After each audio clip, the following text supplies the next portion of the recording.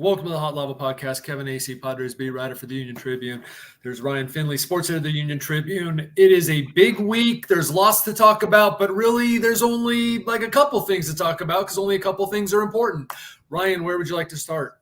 You know, sometimes baseball gets simple, Kevin. The Padres are playing their rival in a 3-game series. If they sweep their rival, they will be in first place in a division that as recently as a month ago seemed unwinnable. And even if they don't, they're probably heading to the playoffs.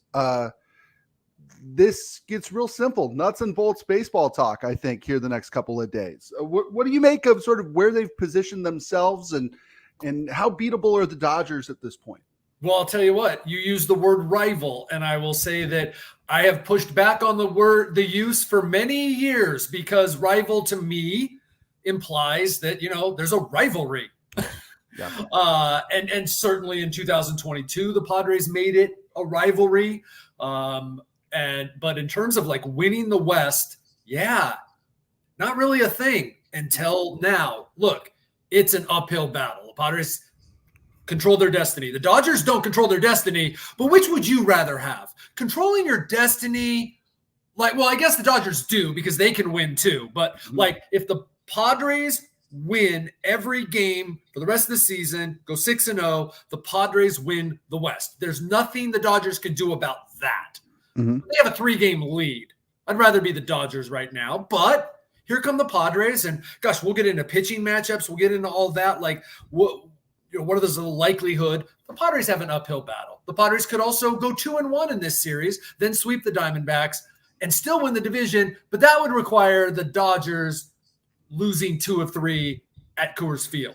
I'd rather be the Dodgers in this situation mathematically, but wow, like this is good. And as far as the playoffs, Ryan, we can go through all the kind of scenarios, but the Padres are 3 back of the Dodgers. Padres hold the top wild card spot. They're 3 up on the Mets, 3.5 up on the Diamondbacks, who they then leave here Thursday night and go to play the Diamondbacks Friday through Sunday in the final series of the regular season. That's not shaping up to be quite as important as we've been anticipating. Right. Yeah, we've been saying, it's funny, since April, right? We've been saying, hey, you're not going to catch the Dodgers, so focus on beating the Diamondbacks, right? The Padres have now almost caught the Dodgers. And it seems as if they're leaving the Diamondbacks a little bit in their dust. There's some separation here. The Diamondbacks are really struggling of late. I mean, they lost to the Giants last night in Phoenix. The Padres could, in theory, enter Phoenix and have that whole series be essentially moot, right? Or it would be a matter of whether they're playing the Diamondbacks or the Mets. The series could matter for the Diamondbacks and not really for the Padres. If the Diamondbacks, who, by the way, were up I forget what it was, but it was huge. It was like 6-0 and then like 9-6. And they lost 10-9 to the Brewers on Sunday, then lost last night to the Giants. Could be one of those where you look back and you go, man, they were like seemingly going to sweep the Brewers like no problem, right? Like I think it was going to be a sweep. And all of a sudden season changed in one afternoon on Sunday. But if the Diamondbacks lose once more to the Giants. The Padres win just 1 of 3, let's say, right? So they're to 91 wins. Mm-hmm. Arizona has to sweep them to get the number 4 seed. Right. All right. Right. And that's if the Mets don't go like 6-0 or whatever. So it doesn't look good for the Diamondbacks. No, it does not. And the Padres, who can, as we tape this on Tuesday, before the opener of the 3-game series against the Dodgers, the Padres can clinch a playoff spot tonight. One more victory. Now, a loss does not. It's this, because of the tiebreakers, magic numbers are basically moot unless you want to talk about like per team, like what it is to eliminate a per team. But even that is tricky. The Braves and the Mets play today as well. A loss by the Braves or the Mets does not it helps the Padres, but it doesn't get them into the playoffs today if the Padres lose also, because the possibility would still exist, regardless of who wins between the Mets and the Braves, of a 3-way tie at 90 wins that eliminates the Padres. We don't need to. You can read that. Right. What I write and all other people write, whatever. It would just be too confusing to talk about and have. Look, Right. I can follow myself when I talk, but it'd be too hard to follow. Just trust me that a three-way tie involving the Mets and the Braves most likely in virtually every scenario eliminates the Padres. So all the Padres have to do to Just the way eliminate that that goes. possibility is win Because the once this Braves week. to get to 90 wins would be sweeping the Mets, which means they would win the three-way tie based on having the better record, winning percentage among the three teams. And then the tiebreaker comes between the Mets and the Padres, and the Padres are out because the Mets beat them 5-7. Right. Let's talk about the Mets right now, though. The Diamondbacks lead the Braves for a game and a half lead for the final wild card spot. The Mets have now vaulted into that second position. Right now, again, they're playing the Braves. Lots can change, just like Padres playing the Dodgers and Diamondbacks. Lots can change. But the Mets are a team that we haven't talked about really as a likely playoff opponent for these Padres in a while. We all sort of planned. In fact, we made some travel accommodations thinking that the Padres were going to play the Diamondbacks 3 in Phoenix and then 3 more either in San Diego or Phoenix. Do you want to face the Mets at this point, or would you rather face the Diamondbacks? I was just imagining this morning, and I'll speak for myself, but what I assume would be like Padres fans' reactions. Oh, great! You played yourself into position to face the Mets, and here's what it probably at this point would be. It would be the reverse of the wild card series in 2022. The Padres would have the superior record, though not quite as superior as the Mets did that year. They had 101 wins. They just lost the tiebreaker to the Braves. The Mets would be coming to San Diego instead of the Padres going to play in New York. And yeah, this would be like, I think the toughest of your first round playoff matchups, without a doubt, I think. Right. And the winner of that round would play Philadelphia, assuming everything held? Play the Dodgers, assuming everything held. But right now what's happening is the Dodgers have the best record, but it's like by a half a game. They've played 1 fewer games. Philadelphia played last night. But, I mean, it's interesting because the Dodgers are 93-63. Philly is 93-64. The Yankees over in the American League have the best record at 92-64. The Padres have the 4th best record in the major leagues. Wow. Right now. But so, yes, I think where was your point you were going to, like, who would you play? Yes, like the hardest thing could be the Phillies finish in the number 1 seed. You got to get through the Mets. You got to get through the Phillies. And then you got to play the LCS. But, hey, you got to play whoever to get there. But a lot of times that wild card matchup, like who was the toughest matchup for you? If you can avoid that team, man, I've said all along, don't want to face the Mets in that first round. Right. I think the best case scenario for these Padres is to somehow beat the Dodgers and win the West. Yes. People talk about how the layoff is bad. Man, give me that bye. I think that's it. You have already advanced. It's like winning a playoff series. I will say this, that it didn't apply necessarily to the Braves last year, but the Braves and the Dodgers have been one and done since this new playoff format. And that was after getting the bye. Right. I will say this about the Dodgers. Is it the bye, or is it the fact that they generally have wrapped up the West and not had to, they've been a playoff team, basically. I know 2021, them and the Dodgers, or them and the Giants, that was a different thing. But these last 2 years, let's just go there. I mean, no one was challenging the Dodgers for the final month. Was it the 5-day layoff, or was it that they didn't have to, find the gumption at the end like this year? Like, to me, that might be the most dangerous thing about the Dodgers, besides Shohei Ohtani, Mookie Betts, and Freddie Freeman, and Teoscar Hernandez, is that this is not like they're not the favorite. I don't think you can call the Dodgers underdogs. Let's never do that. But they're $1 billion underdog. Big bad Dodgers. And maybe that's a different mentality for them. It might be. It could be kind of the old George Costanza thing, right? It's Everything Running away comes from back. everybody didn't work. So now maybe you do the opposite and see if that works. To me, the worst case scenario here, if you're the Padres, is that you bloody the Dodgers a little bit in this series, right? Say you take 2 out of 3, but you still don't win the division. Okay. And so now you are playing, say, the Mets in the first round of the wild card, but the winner, but Philly, by virtue of now being the number 1 overall seed in the National League, you've then got to go to Philly. Like, there's a chance that by taking 2 of 3 from the Dodgers, you've consigned yourselves to playing the Phillies in the second round instead of LA. And I think just about everybody would agree, at least in the divisional series, you'd rather play the Dodgers. I think that you're right. And then I absolutely think you're right. And I think we could talk about it forever as to why, and we probably will over the next week. But I will also then say this, like, as strongly as I feel that like the Mets just somehow isn't a good matchup. And I honestly, the Padres should be better than the Mets, but I think that everyone that plays the Mets almost feels like, wait, how are they doing this? Like, they've gotten clutch performances. Their pitching has been just phenomenal. And like, no one can say exactly why, like, all these guys are being so effective. Sean Manaea, who's the other lefty they have that has dominated the Padres? But I should know because he's a really good pitcher who's a veteran, who's just a crafty guy. Quintana.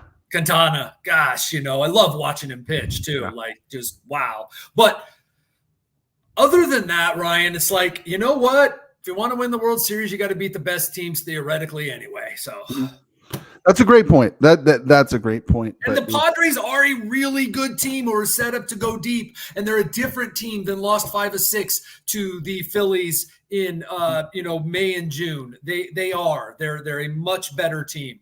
This, based on what they've done, take whatever the opposite of recency bias is out. This feeling of foreboding doom by Padres fans, and probably permeates into the media to a certain extent as well. Take all the past out and just go into what has this team done. None of this should really be a problem. Right. I've watched enough Padre baseball. It's funny, when you said the media, I sort of waved at you. I've watched enough Padre baseball in my 40-something years of life to think maybe that whatever the worst possible scenario for them that exists is going to be what happens. So in my mind, at least, they're playing the Mets in the first round, and the winner plays the Phillies. That's fair. Yeah. I hope to be proven wrong. Let's talk about this Dodgers matchup a little bit. 3-game series starts tonight at Dodger Stadium. Padres have Michael King going up against Landon Knack. Kevin, you had a wonderful story about Michael King in today's paper, making the argument, and I think you're correct, that, while Dylan Cease has the no-hitters and Joe Musgrove is every Padre fan's favorite Padre, and Yu Darvish has overcome a ton personally to come back and be with them, it's Michael King who may be the Padres' best pitcher so far this season. He's been on fire in his last 13 starts, posting a 2.16 ERA, holding opposing hitters to a 577 OPS. He's been good but not great against the Dodgers, 4.11 ERA over 15 and 1/3 innings this year. What makes him so good, and what are the expectations for him the rest of the way? Well, I'll say this. There was also a 7 shutout against the Dodgers. I think he began his season in a relief appearance against them in Korea, and I forget the exact numbers, but I think it was 2 runs. I think he also got the win in that game. I could be making all of that up, but he's been pretty good against the Dodgers. And my deal is Dylan Cease is the Padres' best pitcher when Dylan Cease is at his best. As a matter of fact, Dylan Cease is one of the best pitchers in Major League Baseball when he is at his best. There have been enough, and they've been not just isolated incidences where Michael King's bad starts have been isolated instances. He's been their most consistent pitcher. There have been streaks, a couple of them, one of them fairly long, where Dylan Cease just was not giving the Padres a chance to win most nights. Whereas Michael King has gone out for the most part and given the Padres a chance to win. And also, like, not just like a chance, like, oh, you gave up 3 or 4 and this offense should be able to win that way, like 1 run or 0 runs. Now, look, I'm not gonna really argue with someone who tells me, no, you're wrong, Dylan Cease is been the Padres' most valuable pitcher. I think that there's a real argument, and it's not just me. There's people in the organization. Like, if you had to on this very unimportant topic, because the reality is, the great thing is, the Padres, you almost can't be wrong with your answer. That's the good news, really. But that Michael King has, over the course of the season, been their most consistent / most valuable. And what's remarkable is like, we just did all that without talking about the fact that he is in his first year as a starter and has absolutely blown past virtually everyone's expectation except his own in terms of innings pitched, and he's making his 30th start tonight. Right. Michael King is a little bit out of central casting, I think, of your ace. I mean, man, does he look the part? Right. What they say is his dad was on TV, which to me makes a little sense. Photogenic guy, big right arm, throws hard. I think that the question was never about his talent. The question was about whether he could last 6 innings in a game. And you had a wonderful point in your story today. His mentality went from come in out of the bullpen, get guys to swing and miss, right? Because you're inheriting runners more often than not. The goal is to strike guys out. Now it's attack hitters in a way that will allow you to go deep into games. And it took him a little while to figure that out. But man, once he put it all together, he's been great. Yeah, and he does. I mean, he's got a real good fastball, but it's a changeup. Is just, I love watching it. The sweeper. He's got actually 5 pitches. He's a legit 4-pitch, even 5-pitch guy who can get outs, get soft contact.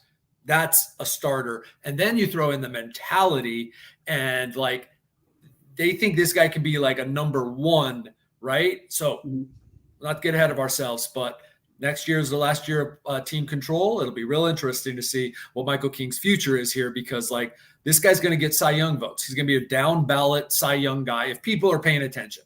Mm-hmm. Again, it's same for Dylan Cease, who goes Wednesday, right? He's under control through the end of next season. Another guy who may get Cy Young votes. Another guy who is really good when he's good. 14-11 this year, 220 strikeouts against just 62 walk, ERA 3.42.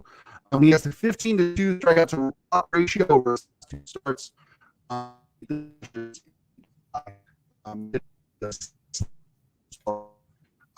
Goes up against Jack Flaherty on Wednesday. A trade deadline acquisition. He wears number 0, which freaks me out. But a veteran guy who's pitched in a lot of big games in his career. And been pretty good for the Dodgers. Not great, but pretty good. And they've done well. 6-3 in his starts. He's 6-2 since they got him. This is my big thing. Is this the Dodgers? You used to go there, and man, you were matching up Darvish, Musgrove, Snell, right, against Buehler, who, yes, you face Walker Buehler, but not the same Walker Buehler. We can talk about that. But you were going Urias, Bauer for a couple years. You were going Gonsolin, who was owning the Padres, vintage Kershaw. Remember Dustin May? It was, oh, wow, this is going to be a gauntlet. And that's not what you're facing now. Now, that said, Landon Knack could go out. They've never seen this kid before. He could shove it, right? But this is not that. This is an entirely beatable set of starting pitchers. Right. Thursday, you mentioned Walker Buehler. He goes up against Joe Musgrove. I never thought I'd say this about Walker Buehler. He's 1-6 with an ERA above 5.5. Really struggling, walking everybody, 3.5 per 9 innings, allowing an 8.78 OPS. By the way, you think I'm just pulling these numbers out of thin air. Jeff Sanders gets the big assist for a lot of these details. Buehler struggled. I mean, he was here in May, allowed 3 runs in 3 innings. Is not the same, and that's what happens when you come back from Tommy John surgery. It just is. Tommy John surgery, had a hip thing, kept him out for a couple months. Since he's come back, I think he's gone 6 innings one time since he came back in early August, I think it was. There's a guy who a 1.8 ERA against the Padres in 11 starts before this season. You did not want to. This was Walker Buehler. This was the future of the Dodgers, right? This was taking over for Kershaw, the mantle. And that's not who he is right now. Don't put it past Walker Buehler that he could not go on Thursday night and be that guy, or, next year or whatever. But like, that's not who the Padres are facing now. Right. Thursday, he goes up against Joe Musgrove. How's this for a stat? Joe Musgrove has not pitched against the Dodgers stateside this year. It is surprising until you go, oh yeah, that's right. There was the 2 weeks in April, then he missed them in May, and then he was out. So yeah. And you don't play teams. Here's one of those funny things. That extra series home and away, so 2 fewer series against, it really makes it's not as odd as it used to be. Right. No, you're right. You're right. Joe Musgrove, a San Diego guy. I know that this is, I don't know what the correct answer on this is. Does he get up for the Dodgers more than playing somebody else? Or is it the situation more than anything else? I want to say yes, and then yes. So there won't be any problem on Thursday for Joe being, this will be big game Joe, right? And you have to feel pretty confident when that happens, like what you're going to get from big game Joe. So yeah, no, you're right. You're right. Jeff Sanders, in his preview on our website right now, has a little section called Training Room. Let's talk about that real quick as it pertains to the Dodgers. You ready? Clayton Kershaw, bone spur. Anthony Band, hand. Tony Gonsolin, Tommy John surgery. Tyler Glasnow, elbow problem. Gavin Stone, shoulder problem. Dustin May, flexor and esophagus problem. River Ryan, Tommy John surgery. Emmett Sheehan, Tommy John surgery. Austin Barnes, hurt with a toe injury, but could be back by the end of the postseason. Kevin, I've been watching baseball a long time. I'm not sure I've ever seen a team hit by injuries the way this Dodgers club has been. Yeah. I guess maybe as it pertains to pitching. Yeah. Especially you just named a couple guys in there that would be real potential difference makers if they were what they have been in the past. And especially, against the Padres, like where you'd be going in going, oh, okay, this is who you're facing, or this who could come out of the bullpen, or this, so certainly the Dodgers, and they signed Glass now, who, 2 nice starts against the Padres. They thought they were going to get, or maybe they thought this is exactly what they'd get, but they didn't know that he wouldn't be available at the end of the season. I don't know, but the guy has an injury history. Things not working out so great for the Dodgers. Yep. One thing that has been working out great is Shohei Ohtani. I can't believe that we've gotten into minute 23 of our podcast and are just now mentioning him. Best player in baseball a week ago put up what many consider to be the best single stat line in the history of baseball. What's the approach if you're the Padres here? Is it limit damage? Are we going to see Barry Bonds circa 2003? Just don't give him anything to hit. What do we think sort of the approach is going to be? Very interesting question. Now, I'm sure Jeff Sanders has this as well, where Shohei Ohtani has a 636 career OPS against the Padres, fewest or his lowest against any team. Don't have to even qualify that of how many plate appearances, whatever, his lowest against any team. Now, Tom Cosgrove's not on the roster. The lefty who's been very good against him, but that's still like they have handled him well. It's 2 home runs against them in 78 plate appearances, 21 games. They have been able to handle Shohei Ohtani. Yeah. That's not to say that you go in going, hey, we've been able to handle Shohei Ohtani. No, depending on the situation, extremely careful with Shohei Ohtani. Yes. And one of the things that the Padres got at the deadline and with the return of some guys is they are more left-handed out of the bullpen than they have been. I'm sure that none of that was a coincidence. If you've got to face the Dodgers in the playoffs, the Dodgers have Freddie Freeman and Shohei Ohtani, 2 really good lefties, great lefties too in Philadelphia. If you've got to face the Phillies, they've got Schwarber, they've got Harper. In a lot of ways, we may see some Adrian Morejon in big situations here. We might see Tanner Scott maybe a bit earlier if Shohei Ohtani or Freddie Freeman are due up. I'll be really curious to see how Mike Schilt manages his bullpen in this series because, again, it's that playoff atmosphere, right? It may give us a taste of what's coming starting next week. I think we've gotten a taste because it's remarkable. Like it's been like a 4 and 5 man bullpen basically. Yeah. Because for a few reasons that you had not seen Yuki Matsui, Alec Jacob, Wandy Peralta, not much of Brian Hoeing, because starters are going deeper. So there's fewer innings for the bullpen. Okay. So that's great. You're also just playing these close games, these 3, maybe 4 runs, most likely 2, 1 run and when the starter comes out in terms of the difference, and you're trying to win. I mean, like, not like you're not trying to win in May, but it's a different deal. Yuki Matsui, 7th inning, fine. It's what we got to do. I think that unless you're getting blown out or blowing them out, probably going to see more of the same coming up here in this series. Except to your point, even more so, where, yes, maybe employing Tanner Scott, Robert Suarez, Jason Adam differently. Adrian Morejon, who has shown, look, Adrian Morejon's a powder keg, okay? Yep. But he's also really come through in some really big situations for the Padres this year because he's extremely talented. Jeremiah Estrada. I think it's like a 5-man bullpen still, but how he uses them, yeah, it will be. And I think this is a real strength for the Padres. I think that they've done a real good job in terms of using their bullpen this year. Yep. If the Padres get a save opportunity against the Dodgers in LA, who do we think is attempting to close out games? Well, Mike Schiltz looking ahead in the 7th inning going, okay, what's likely here? All right, will I be getting Freeman? Will I be getting Ohtani in the 9th? That could have something to do with it, but their closer right now is Robert Suarez. Gotcha. I think that what he did the other day had to have calmed down some people a little bit. He was a little bit better. But again, they have a real luxury of having Tanner Scott back there too. They do. Now, I think it was big or potentially big. He finished that game with 2 changeups. Yeah. One of them a swing and miss to end the game. Now, that was the White Sox. That was Gavin Sheets, right? To end that game.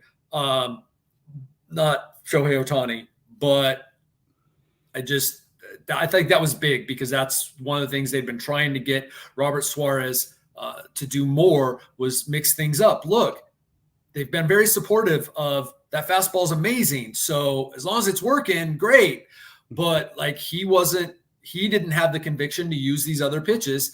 Sometimes you got to hit rock bottom in order to make changes. All of us. All right. So maybe he was like, all right, I got no choice. I got to throw these pitches. He threw just his 4th cutter all season in that game. Now it got hit, but it was a pitch that he showed them.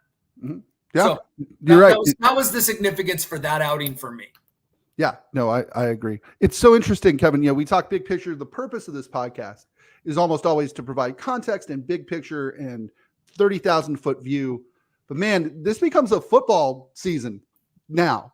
Every game matters, right? And I'm not sure in the sport of baseball you can really say that outside of situations like this.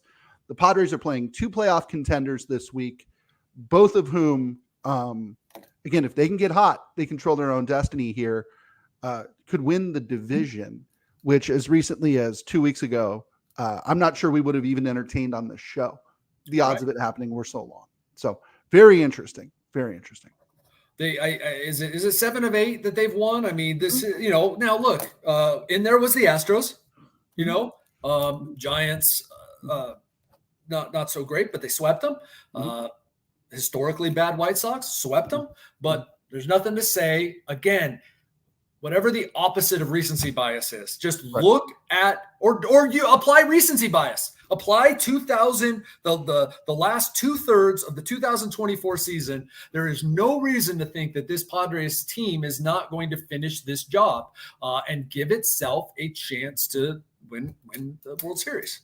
Absolutely. And the reality is, I think even for fans who are a little, shall we say, cautious, fans who may have been burned by falling in love with teams in the past, the reality is the 2024 Padres win far more often than they lose. And here in the second half of the season, I'm not sure there's been anybody better. And against good teams, against bad teams, against whoever, they truly are. It's funny how many of baseball's cliches that they personify. One of them being like it's only about us, right? Right. We concentrate on us, we'll be fine. And every team says it, and so you're just like, oh, whatever. And then this team shows it. There's many others that it goes that they do that as well. Absolutely. I put you on the spot at the end of every episode, and you got to do it again. Today, shirtless walk-off celebrations. For them or against them? Only so many people that can pull it off. Don't do it too much. It's got to be special. Okay. No, you say walk-off is special. Yeah, absolutely. But, like you can't do the LF, GSD all the time either. That gets old, right? Right. Like you can't just, even if you're Fernando Tatis Jr. and they use you as a model on the cover of those trashy novels, right? Like you can't do it all the time. But here's the thing about Fernando Tatis Jr. and why I might be wrong. He's that cool that he can do it. Whatever he does is cool. Right. If that guy wore clogs, it would be cool. It's a great point. He's probably the guy who brought Birkenstocks back. He's not. How about the sunglasses? I mean, even the ridiculous sunglasses. Every kid I know, there's a couple in my house who insist on wearing those when they play baseball with eye black on underneath because Fernando Tatis Jr. does it, right? It's absolutely remarkable how much – it's not. I mean, it's obvious why, but how much kids love this guy. They do. It's crazy. Yeah. And I suppose if I was built like Fernando Tatis Jr., I'd be looking for excuses to be shirtless. Probably. Hey, Ryan, don't sell yourself short. Give it a try. This is a good place to end it. That'll do it for this episode of the Hot Lava Podcast. Padres Dodgers 3-game series starting tonight at Dodger Stadium. For Kevin Acee, I'm Ryan Finley. We'll see you next time.